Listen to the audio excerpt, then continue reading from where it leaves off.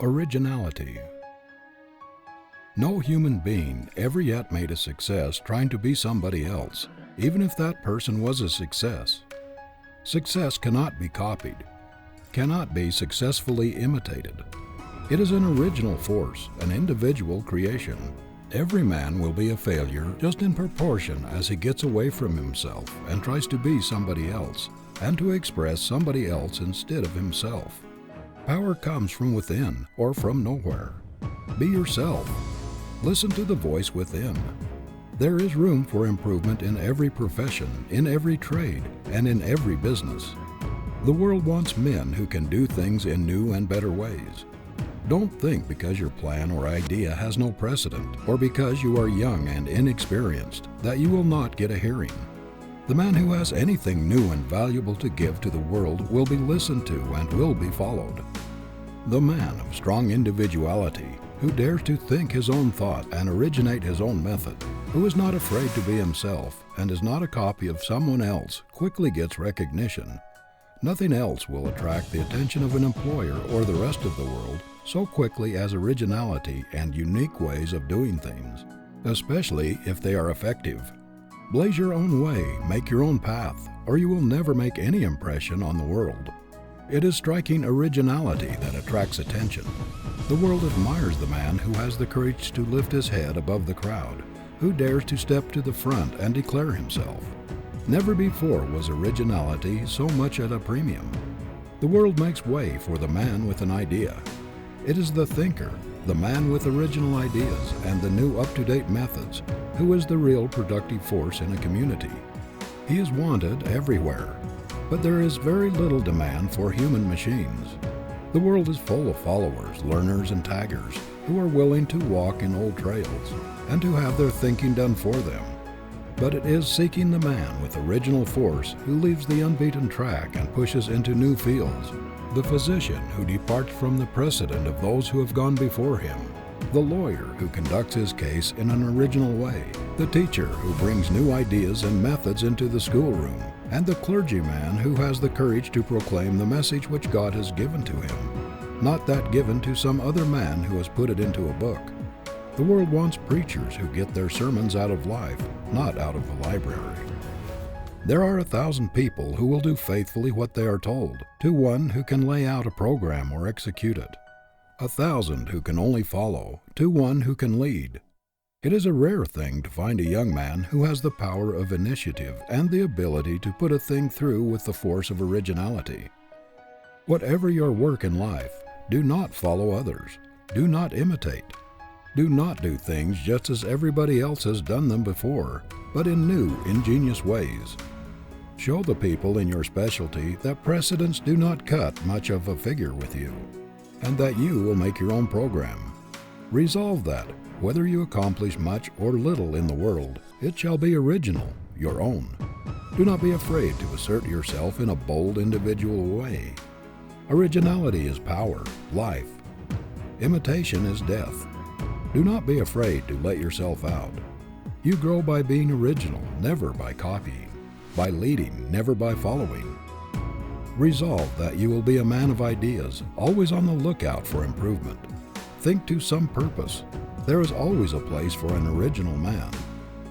There is nothing else which will kill the creative faculty and paralyze growth more quickly than following precedents in everything and doing everything in the same old way. I have known progressive young men to stop growing, become hopelessly rutty, and lose all their progressiveness by going into their father's stores, factories, or places of business, where everything was done in the same old-fashioned way, and the precedents were followed in everything. They lost all expansiveness. There was no motive for reaching out for the new and the original, because their fathers would not change. I have seen splendid fellows who might have become great and grand men shrivel to pygmies in their fathers' ruts. How many of our business houses are weighted down with machinery, old, antiquated methods, ponderous bookkeeping, and out-of-date appliances, when new devices or new methods with short-cut ways of doing things would enable them to economize greatly on room and to get along with much less help, but they cling to the old with a fatal tenacity. This is why so many old concerns, which have been strong and powerful for generations, gradually shrink, shrivel, get into ruts and fail, while their newer competitors, the bright young men who have gone out from these houses, do things in a new way, adopt up-to-date methods, keep up with the times, and go on to greater success. There is a great advertising quality in originality or uniqueness.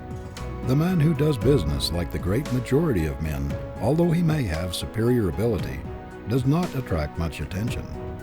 But if he makes his own path, adopts original and progressive methods, puts his specialty in a class by itself, and attracts attention, everybody who patronizes him is a traveling advertisement for him.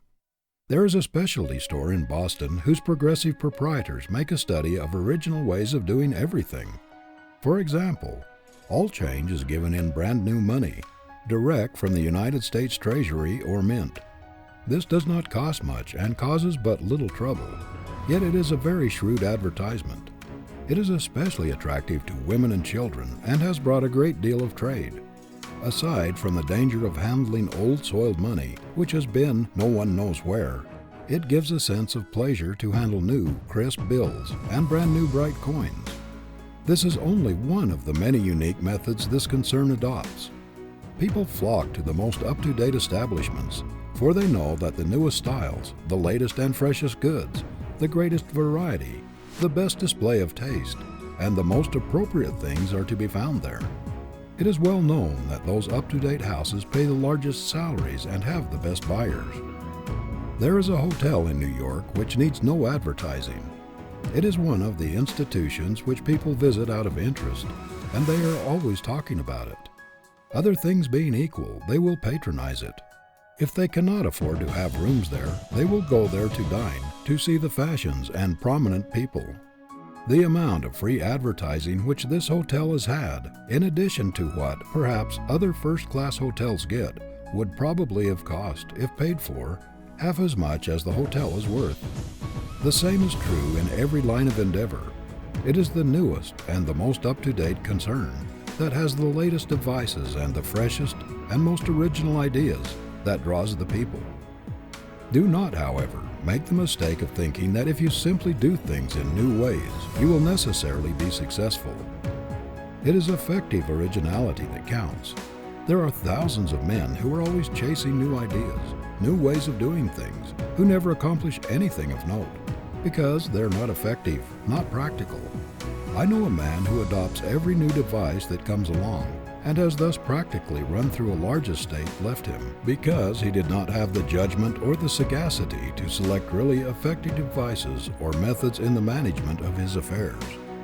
The shrewdest thing a young man can do, to say nothing of the influence upon his character, is to put the greatest possible originality and the highest possible excellence into everything he does, to make a resolution at the very outset of his career to stamp his individuality upon everything that goes out of his hands, and to determine that everything he does shall have the imprint of his character upon it as a trademark of the highest and best that is in him. If he does this, he will not require a large amount of capital to start a business and to advertise it. His greatest resources will be in himself. Originality is the best substitute for advertising, as well as the best thing to advertise if quality goes with it. Some men are absolutely afraid to do things in a new way. They must follow somebody else. What was good enough for my father and grandfather is good enough for me, seems to be their motto. They cannot see any reason for changing. They must have a precedent for everything or they reject it. They cannot appreciate a new idea or a new way of doing things. They think there must be something the matter with it if it has not been used before. They have a peculiar love for the old. The antique appeals to them. They think the value of things lies in their age. These people with hidebound intellects stand in the way of progress. Every town has these precedent men in the same old-sized stores with the same old out-of-date shop windows, the same methods of displaying goods, the same old cumbersome systems in the counting room. They are progress-proof. New ideas frighten them. The precedent man is always nonplussed, embarrassed by anything new, or when confronted with a condition which requires something original. He must get hold of something which has been used before, or he is powerless. Many people think it is unfortunate to be unlike others in their personalities. They are always afraid of being thought peculiar or eccentric.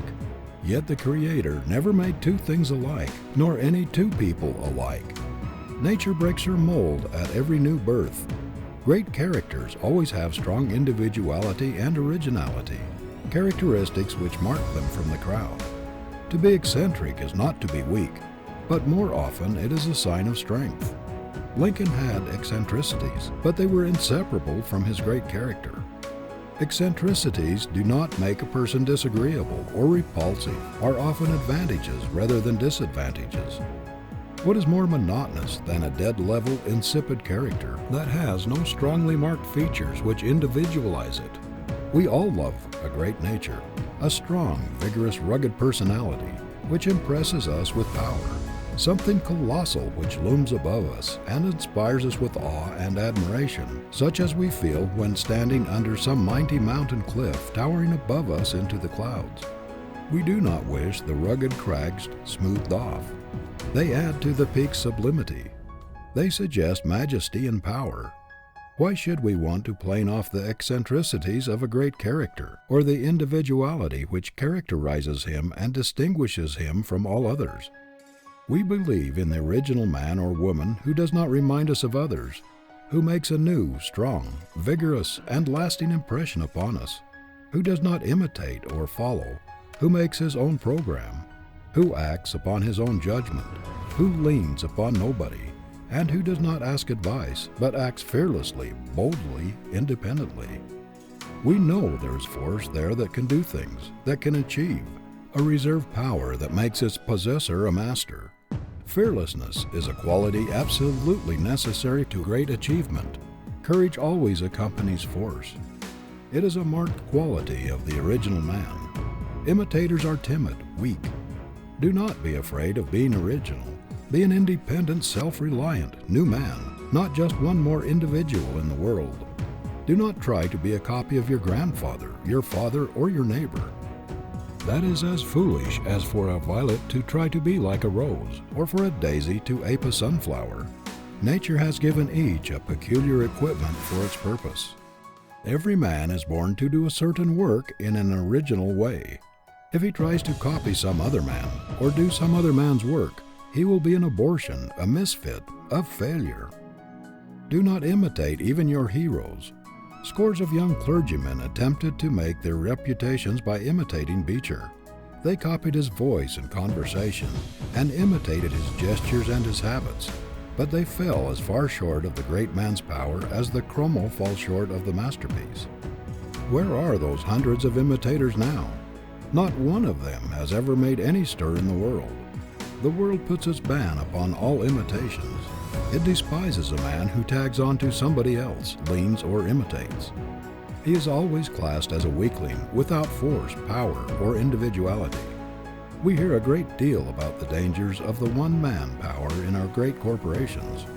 People say that they should be managed by large committees or boards of directors, that too much power should not be put into the hands of one man.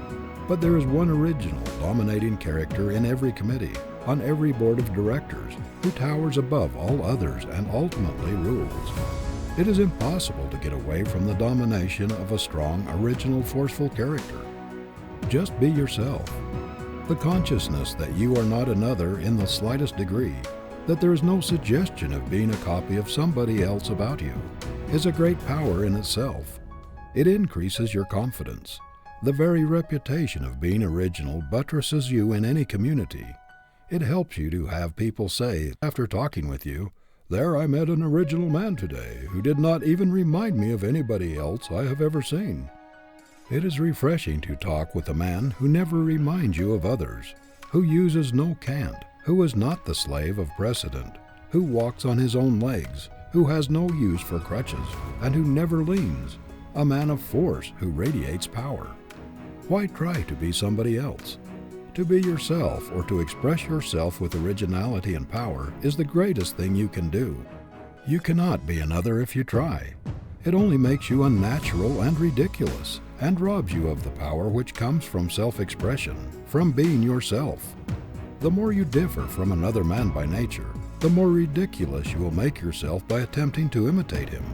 Real strength inheres in personality. End of chapter 12.